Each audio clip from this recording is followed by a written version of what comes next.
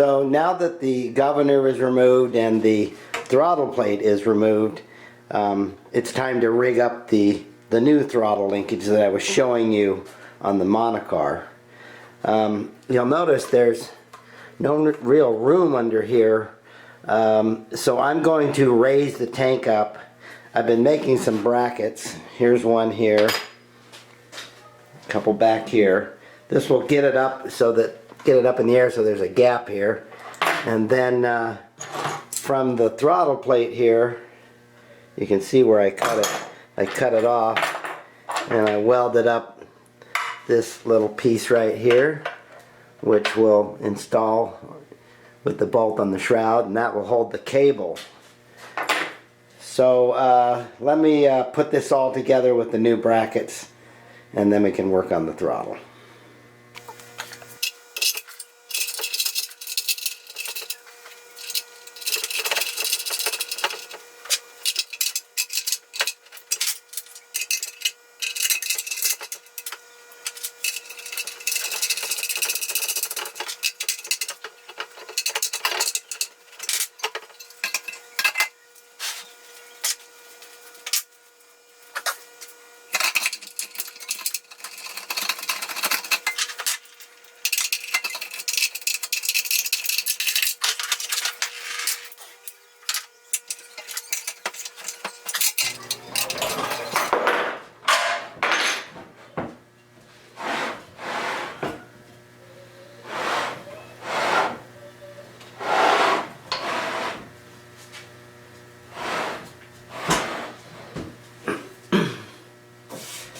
Okay, that looks pretty good.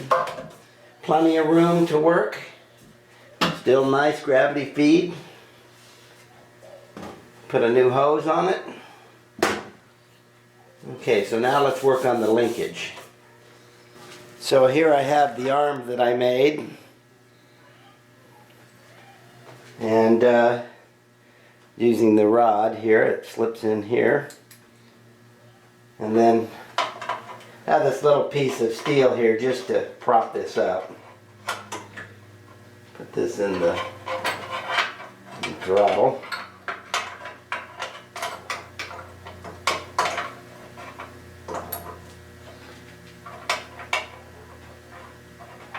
So that's the idea right there. And then you get this part installed.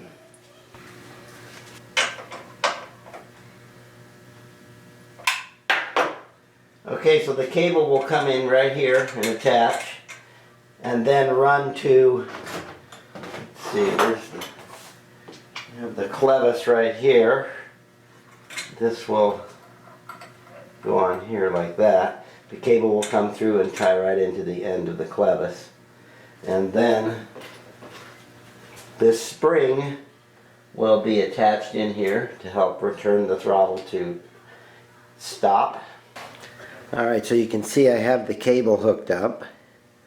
This is still loose, and I have to adjust the bend in this rod, but I'm heading in the right direction here. I just need to drill a hole and locate the bell crank, and then figure out where to attach the spring, which shouldn't be too hard.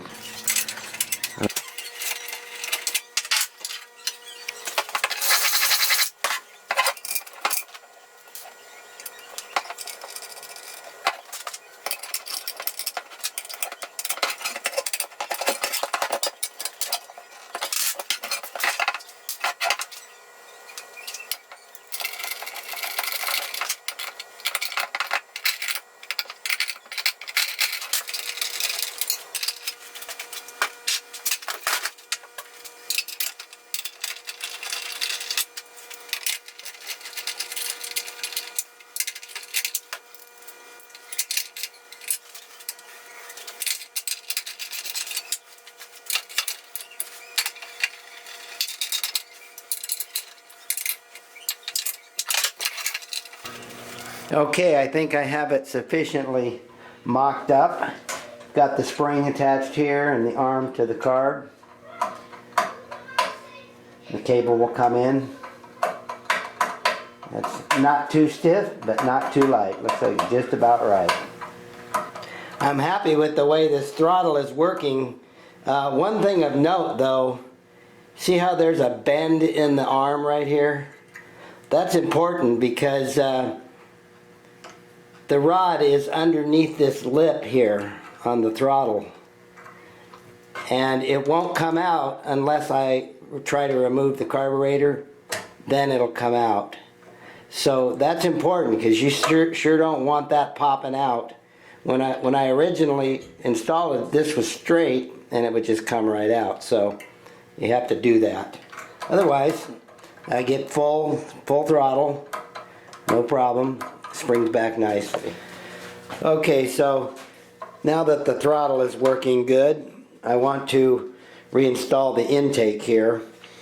I plugged the crankcase ventilation tube.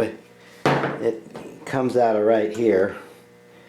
And I'm going to install this oil breather instead. My plan is to work this into the back in where it belongs here. There it goes. Okay. Alright. And then I slip this over the end. I've made this little bracket right here. And I bolted it into the threaded boss, which was for the throttle plate. So anyway, this goes here like that. And then I put a zip tie around it. And that keeps it in place.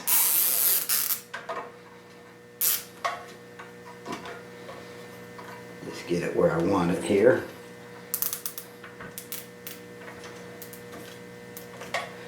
Okay, that feels pretty good.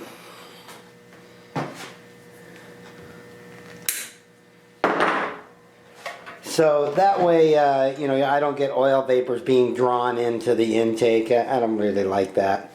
This will work out well. It'll keep the oil from getting all over, but still allow it to breathe. That way, the intake in the carb is getting nice, clean air. So, and it's independent from this now. So now I can slip this on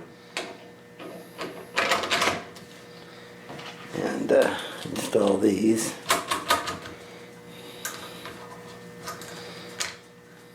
Get on there.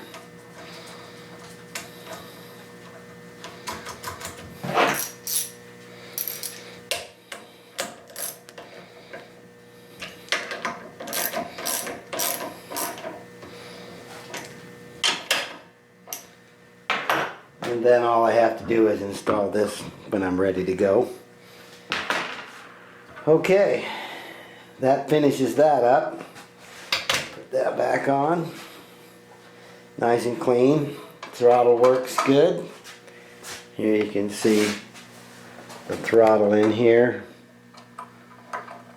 No interference. I'm going to install the torque converter and then change the drive gear.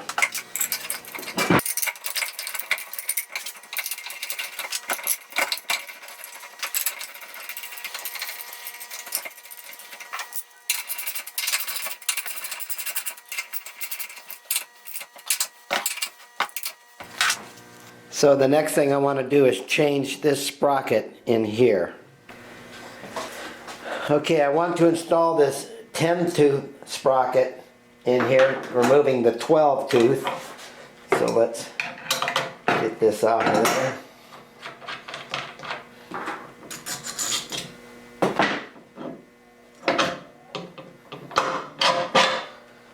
Okay. That 12-tooth, 10-tooth. Put the washer back on. Keyway.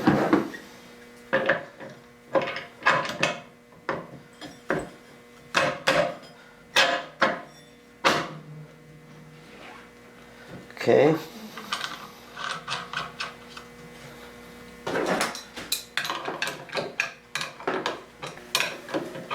Here are the gear ratios of my Cyclekart.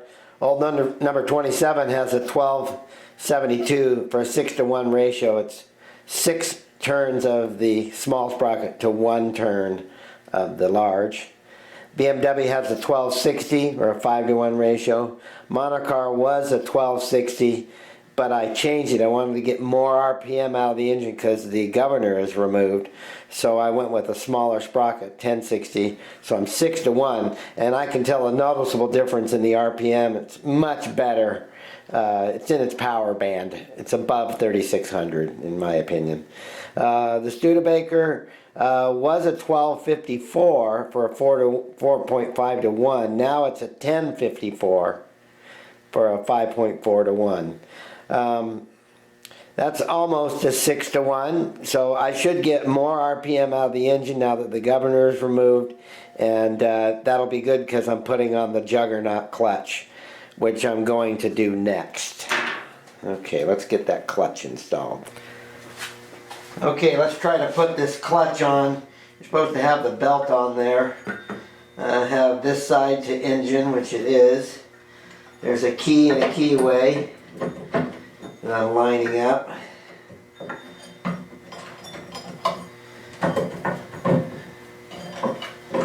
Slip that on there.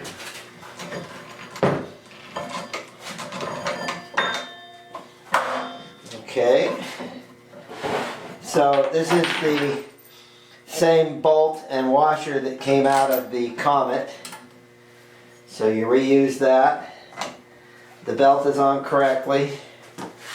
And I just need to tighten this up.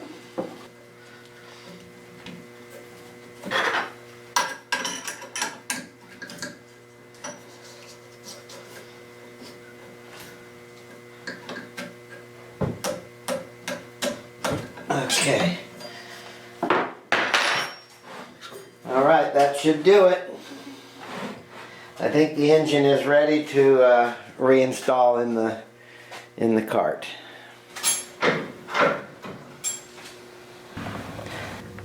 Now that the motor is loosely in place, I installed the chain, and because the sprocket is considerably smaller, there's a lot of slop. So the motor sets on this slide plate, and I tighten this bolt here, and it'll draw the chain tight. Then I can tighten down the nuts and bolts.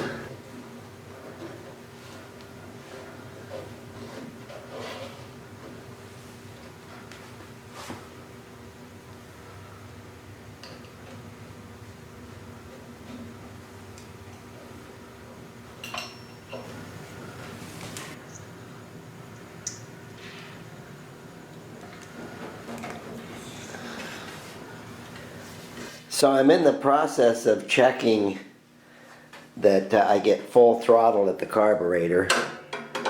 Got this little pull here. And I'll be darned, I've got a little problem. It doesn't go all the way to full throttle. I think there's a little slop in the cable right there at the pedal. Fixing this cable issue is definitely problematic. I don't have any good way of getting in there other than drilling out these rivets and taking off this top piece, which I've done before, so it won't take that long, but it is a little bit of a pain.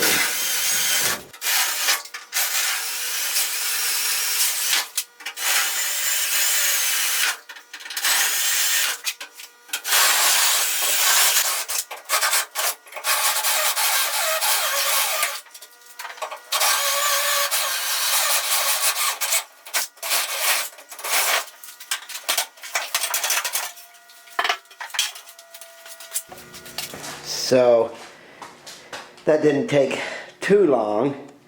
Definitely a pain in the butt though. But now I can get to this throttle connection in here. Let's see if I can diagnose what's going on.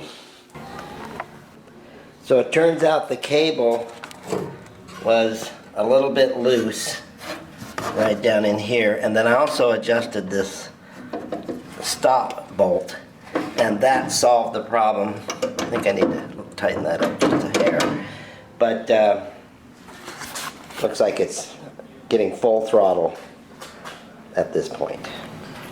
Okay, so now after all that work, I have the throttle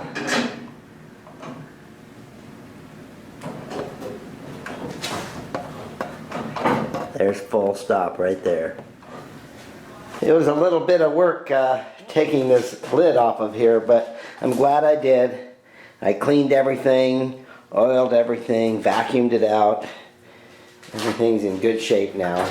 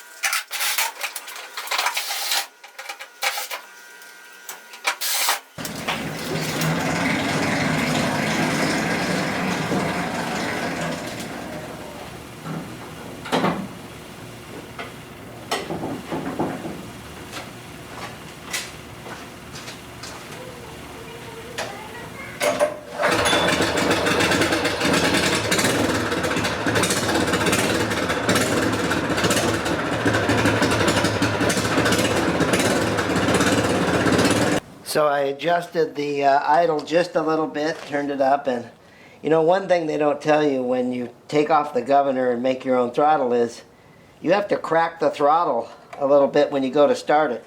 That's the main reason I have the throttle where it is, this arm, so I can reach in.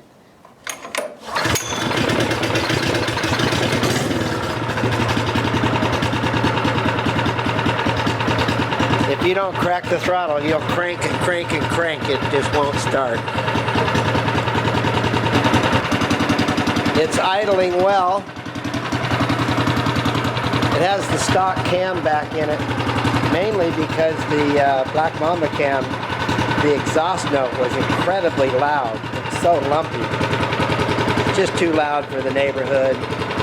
So I went back to the stock cam. That'll be plenty of power, no problem.